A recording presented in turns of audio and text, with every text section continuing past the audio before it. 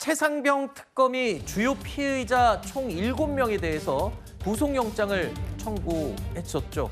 승부수를 던진 거다, 뭐 이런 평가도 있었는데요. 근데 결과는 무리수였던 걸까요? 이 법원이 임성근 전 사단장 1명에 대해서만 구속영장을 발부했습니다. 그리고 나머지 전원 6명에 대해서는 영장을 기각했습니다. 자, 물론 얼마나 구속을 시켰느냐만으로 모든 수사의 성과를 판단할 수는 없습니다. 하지만 최상병 특검은요, 다른 특검들과는 달리 유독 석 달 넘게 수사를 진행했지만 아무런 성과를 내지 못하고 있다라는 비판을 받아왔습니다. 구속 기소한 피의자가 단 1명도 없었고요. 그리고 다른 특검에 비해서 가시적인 성과 부족하다는 결과만 나왔습니다. 더군다나 신병 확보, 가장 핵심 인력에 대한 신병 확보는 또 못했기 때문에 앞으로 남은 수사 자체도 문제가 있는 거 아니냐, 이런 지적이 있거든요. 그러니까 이제 최상병의 정말 안타까운 사고를 둘러싼 이 의혹과 혐의는 크게 두 가지 갈래가 있습니다. 첫째는 최상병이 결국은 사망에 이르도록 만든 무리한 어떤 수색 지시가 있었느냐, 이게 이제 한 측면이고요. 두 번째 측면은 그 이후에 그러한 임성근 사단장을 비롯한 여러 군 인사들에 대해서 수사를 무마하고 혐의를 빼주려고 했던 그런 의혹이 있는 게 아니냐. 자, 이 두 가지인데요.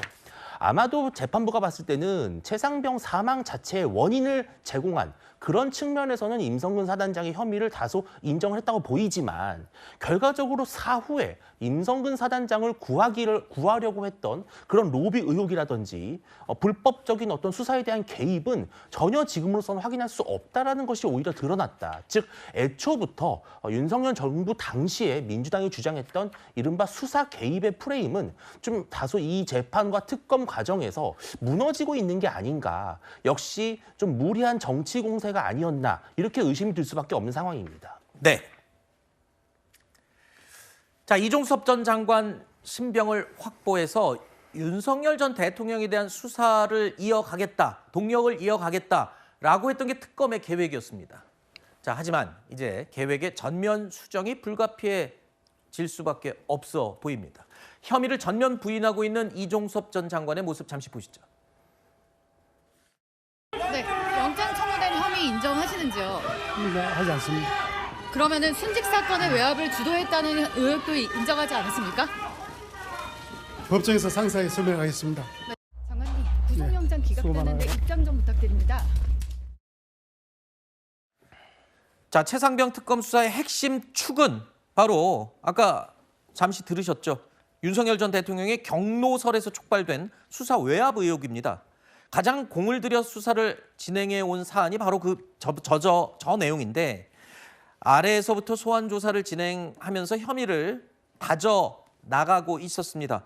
그 가운데서 구속이 필요한 핵심 피의자를 선별해서 이제 의혹의 정점에 있는 윤석열 전 대통령에게 다다르려고 했었는데, 일단은 지금 영장이 6명이 전원 기각되고 이종섭 전 장관에 대해서는 가장 핵심 인물임에도 불구하고 영장이 기각이 됐습니다. 아무래도 윤 전 대통령에 대한 수사 계획 자체, 본류 수사 자체가 차질을 빚을 수밖에 없어 보입니다.